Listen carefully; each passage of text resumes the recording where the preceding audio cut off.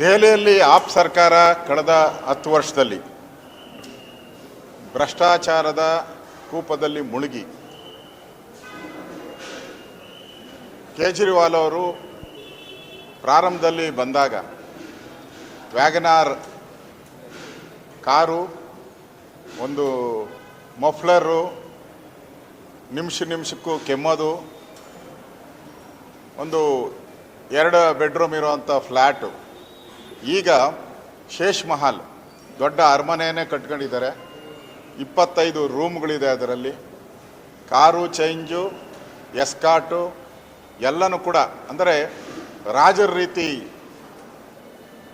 ಅವರ ಆಡಳಿತವನ್ನು ನೋಡಿ ಜನ ಬೇಸತ್ತಿದ್ದಾರೆ. ಅದರಲ್ಲೂ ಯಮುನಾ ನದಿ ಬಗ್ಗೆ ಅವರು ಆಡಿದಂಥ ಮಾತು, ಯಾಕೆಂದರೆ ಯಮುನಾ ನದಿ ಇವತ್ತಿಲ್ಲ, ಸಾವಿರಾರು ವರ್ಷ ಇತಿಹಾಸ ಇರ್ತಕ್ಕಂಥದ್ದು. ಒಂದೇ ದಿನಕ್ಕೇನು ಮಲಿನ ಆಗೋಗಿಲ್ಲ. ಯಮುನಾ ನದಿ ಮೇಲೆ ಕಳಂಕ ಹಾಕ್ಬಿಟ್ರು. ಯಮುನಾ ನದಿ ಮೇಲೇ ಕಳಂಕ. ಯಾವ ನೀರು ದಿನನಿತ್ಯ ದೆಹಲಿಯನ್ನು ಜನ ಕುಡಿತಾ ಇದ್ರು, ಅದನ್ನು ತಾಯಿ ಅಂತ, ಗಂಗೆ ಅಂತ ಹೇಳಿ ಪೂಜೆ ಮಾಡ್ತಾ ಇದ್ರು, ಆ ನೀರ ಮೇಲೆ ಆಪಾದನೆಯನ್ನು ಮಾಡಿಬಿಟ್ರು ಅವರು. ಶುದ್ಧಿ ಮಾಡೋದು ಅದೆಲ್ಲ ದೆಹಲಿಯ ಆಡಳಿತದ ಸರ್ಕಾರದ ಕೆಲಸ, ಅದು ನದಿ ಕೆಲಸ ಅಲ್ಲ, ನದಿದಲ್ಲ. ನದಿದು ತಪ್ಪು ಬರಲ್ಲ ಇಲ್ಲಿ. ಯಮುನಾ ನದಿಗೆ ಕಳಂಕ ಹಚ್ಚಿಬಿಟ್ರು. ನೀವು ಕ್ಲೀನ್ ಮಾಡದೆ ಸರಿಯಾಗಿ ಸಪ್ಲೈ ಮಾಡಿಬಿಟ್ಟು ಯಮುನಾ ನದಿ ಮೇಲೆ ಆಪಾದನೆ ಮಾಡಿರ್ತಕ್ಕಂಥದ್ದು. ಆಮೇಲೆ ಜೈಲಲ್ಲಿ ಯಾರೇ ಮುಖ್ಯಮಂತ್ರಿ ಜೈಲಿಗೆ ಹೋದಾಗ ಮುಂಚೆ ರಾಜೀನಾಮೆ ಕೊಟ್ಟು ಬೇರೆಯವರು ಸುಲಲಿತ ಆಡಳಿತ, ಅವ್ರ ಪಕ್ಷದವ್ರ ಆಡಳಿತ ಮಾಡೋಕ್ಕೆ ಬಿಡಬೇಕಾಯಿತು. ಈ ಮನುಷ್ಯ ಜೈಲಲ್ಲೇ ಕೂತ್ಕೊಂಡು ಯಾವುದೇ ಫೈಲ್ಗೆ ಸೈನ್ ಹಾಕೋಕ್ಕೆ ಅವಕಾಶ ಇಲ್ಲ ಜೈಲಲ್ಲಿ. ನೀವು ಸುಮಾರು 1-2 ತಿಂಗಳ ಕಾಲ ನೀವು ಜೈಲಲ್ಲೇ ಇದ್ದುಕೊಂಡು ಯಾವುದೇ ಆಡಳಿತ ಇದಕ್ಕೂ ಸಹಿ ಹಾಕದೆ ಅಲ್ಲಿ ಆಡಳಿತ ಸ್ಥಗಿತ ಮಾಡಿದ್ರಿ. ಇದೆಲ್ಲನೂ ಕೂಡ ನಿಮಗೆ ಜನರ ಶಾಪ ತಟ್ಟಿತ್ತು. ಅದ್ರ ಜೊತೆಗೆ ಯಾವ ಕಾಂಗ್ರೆಸ್ ಇಂಡಿ ಇವರ ಒಡನಾಡಿ ಸಂಸ್ಥೆ ಏನಿತ್ತು, ಆ ಇಂಡಿ ಅಲಯನ್ಸ್ ಕಾಂಗ್ರೆಸ್ಸು ಅವರೇ ಹೇಳಿದ್ರು ಕೇಜ್ರಿವಾಲ್ ದೊಡ್ಡ ಕಳ್ಳ, ಭ್ರಷ್ಟಾಚಾರಿ, ಮಾಲ್ ಕಟ್ಕೊಂಡು ಹೋಗ್ತಾ ಇದ್ದಾನೆ ಅಂತ ಯಾರು ಇವ್ರ ಜೊತೆಗಾರರಿದ್ರು ಅವರೇ ಹೇಳಿದಾಗ ಜನಕ್ಕೆ ಕನ್ಫರ್ಮ್ ಆಯಿತು, ಇದು ಕೇಜ್ರಿವಾಲ್ ಬೂಟಾಟಿಕೆ ಒಬ್ಬ ರಾಜಕಾರಣಿ.